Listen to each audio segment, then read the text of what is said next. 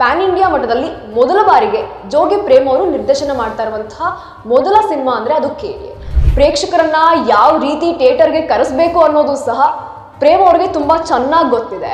Kantara chapter 1 ಬಳಿಕ Kannada ಚಿತ್ರರಂಗದಿಂದ release ಆಗ್ತಾ ಇರುವಂತಹ ಪ್ಯಾನ್ ಇಂಡಿಯಾ ಸಿನಿಮಾ ಅಂದ್ರೆ ಅದು KD ಮೂವಿ.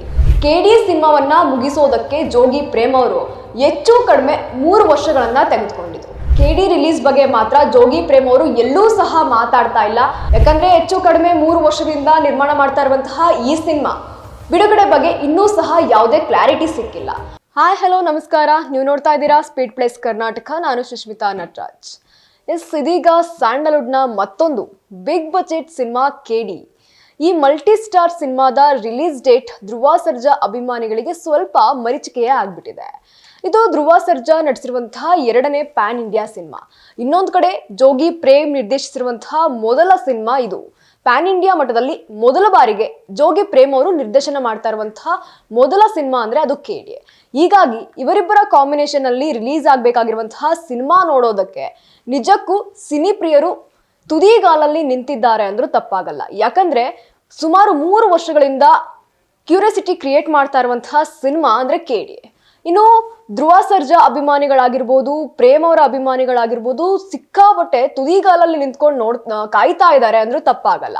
ಇನ್ನು ಜೋಗಿ ಪ್ರೇಮ್ ಸಿನಿಮಾ ರಿಲೀಸ್ ಮುನ್ನ ಸಾಕಷ್ಟು ಐಪ್ ಅನ್ನ ಕ್ರಿಯೇಟ್ ಮಾಡ್ತಾರೆ. ಹಾಗೆ ಪ್ರೇಕ್ಷಕರನ್ನ ಯಾವ ರೀತಿ ಥಿಯೇಟರ್ಗೆ ಕರೆಸಬೇಕು ಅನ್ನೋದು ಸಹ ಪ್ರೇಮ್ ಅವ್ರಿಗೆ ತುಂಬಾ ಚೆನ್ನಾಗಿ ಗೊತ್ತಿದೆ. ಈ ಹಿಂದೆ ಜೋಗಿ ಪ್ರೇಮ್ ನಿರ್ದೇಶಿಸಿದಂತಹ ಎಲ್ಲಾ ಸಿನಿಮಾಗಳಲ್ಲಿಯೂ ಹೀಗೆ ದೊಡ್ಡ ಮಟ್ಟದಲ್ಲಿ ಐಪ್ ಕ್ರಿಯೇಟ್ ಆದ್ಮೇಲೆ ಬಿಡುಗಡೆ ಆಗಿವೆ. ಆದ್ರೆ KD ಪ್ಯಾನ್ ಇಂಡಿಯಾ ಸಿನಿಮಾ ಆಗಿರೋದ್ರಿಂದ ತಮ್ಮ ಪ್ರಚಾರವನ್ನ ಎಲ್ಲಾದ್ರೂ ಸ್ವಲ್ಪ ಬದಲಾಯಿಸಿಕೊಂಡ್ರ ಪ್ರೇಮ್ ಎನ್ನುವಂತೆ ಕಾಣ್ತಾ ಇದೆ. ಯಾಕಂದ್ರೆ ಕಾಂತಾರ ಚಾಪ್ಟರ್ 1 ಬಳಿಕ ಕನ್ನಡ ಚಿತ್ರರಂಗದಿಂದ ರಿಲೀಸ್ ಆಗ್ತಾ ಇರುವಂತಹ ಪ್ಯಾನ್ ಇಂಡಿಯಾ ಸಿನಿಮಾ ಅಂದ್ರೆ ಅದು KD ಮೂವಿ. ಈ ಚಿತ್ರದಲ್ಲಿ ರವಿಚಂದ್ರನ್, ಶಿಲ್ಪಾ ಶೆಟ್ಟಿ, ಸಂಜಯ್ ದತ್ ನಂತಹ ದಿಗ್ಗಜರು ಈ ಸಿನಿಮಾದಲ್ಲಿ ಪ್ರಮುಖ ಪಾತ್ರದಲ್ಲಿ ನಟಿಸಿದ್ದಾರೆ. ಹೀಗಾಗಿ KD ಪ್ಯಾನ್ ಇಂಡಿಯಾ ಲೆವೆಲ್ ನಲ್ಲಿ ಗಮನ ಸೆಳೆಯೋದಂತೂ ಗ್ಯಾರಂಟಿ.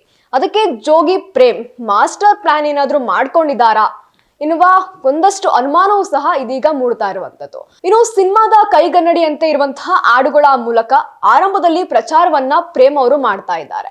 ಸದ್ಯ ಇದೀಗ ಸಿನಿಮಾದ 3ನೇ ಹಾಡಿನ ರಿಲೀಸ್ ಡೇಟ್ ಅನ್ನು ಸಹ ಇದೀಗ ಪ್ರೇಮ್ ಅವರು ಅನೌನ್ಸ್ ಮಾಡಿರುವಂತದ್ದು.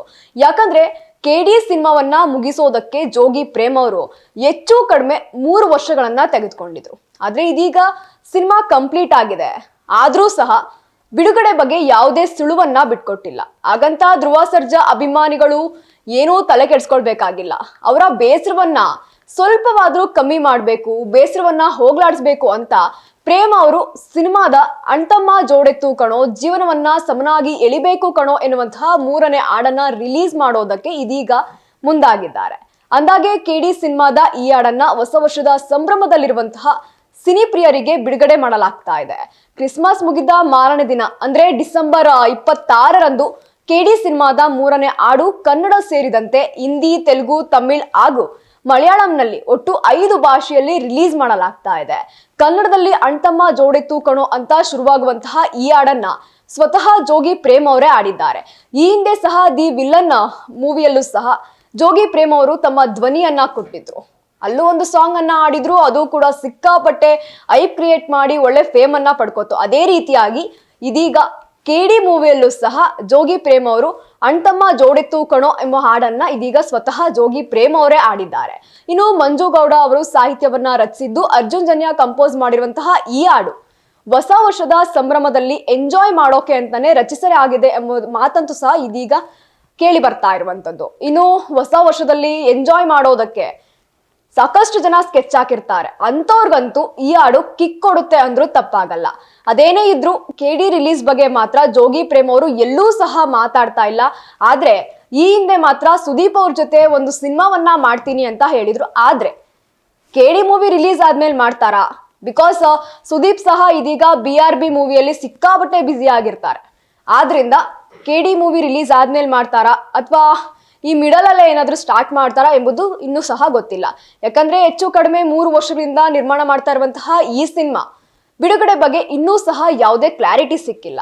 ಒಟ್ಟಾರೆಯಾಗಿ KVN ಸಂಸ್ಥೆ ಕೂಡ ಯಾವುದೇ ಸುಳುವನ್ನು ಸಹ ಇನ್ನೂ ಬಿಟ್ಕೊಟ್ಟಿಲ್ಲ. ಒಂದು ಲೆಕ್ಕಾಚಾರದ ಪ್ರಕಾರ ಈ ಸಿನಿಮಾ ಏಪ್ರಿಲ್ ಅಥವಾ ಮೇ ವೇಳೆಗೆ ರಿಲೀಸ್ ಆಗುವ ಸಾಧ್ಯತೆ ಇದೆ ಎಂದು ಹೇಳಲಾಗ್ತಾ ಇದೆ. ಒಟ್ನಲ್ಲಿ ಧ್ರುವ ಸರ್ಜಾ ಅವರನ್ನ ಬಿಗ್ ಸ್ಕ್ರೀನ್ ನಲ್ಲಿ ನೋಡ್ಬೇಕು ಅಂತ ಕಾಯ್ತಾ ಇರುವಂತಹ ಅಭಿಮಾನಿಗಳ ಆಸೆಗೆ ಯಾವಾಗ ಅಸ್ತು ಅಂತ ಪ್ರೇಮ್ ಹೇಳ್ತಾರೆ ಎಂದು ಇದೀಗ ಕಾದ್ ನೋಡ್ಬೇಕಾಗಿದೆ.